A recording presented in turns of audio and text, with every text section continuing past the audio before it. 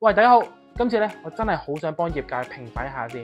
因為好多時候啲人都會話，哇，點解啲保險公司啲醫療保險啊又加價咯喎，哇，真係咁食水咁深嘅咁樣樣。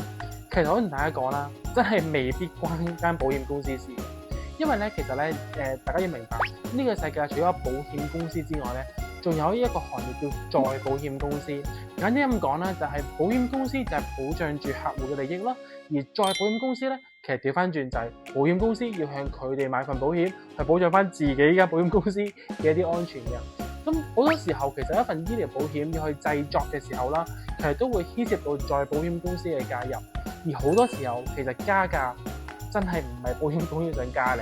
係再保險公司要加我哋啊！甚至嚟講話俾大家知啊，因為正正就係我哋同客戶同個公眾講嘅時候，我哋唔可以講得太離譜，唔通同你講話，今日你嘅保費要加50%啊，你即刻嗱嗱聲走啦，係咪？但係我想話俾大家知，再保險公司絕對係可以，同埋都的確係曾經係會同個保險公司講過，我要加個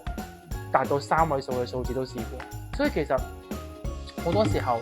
其實保險公司自己都蝕緊，咁所以真係唔好再冤枉保險公司啦。好多時候我哋好多嘢都係背後做咗，我都希望可以幫到個客戶之餘，保險公司亦都可以繼續可以營運落去。咁所以希望大家唔好誤解我哋，其實我哋已經好盡力㗎啦。拜拜。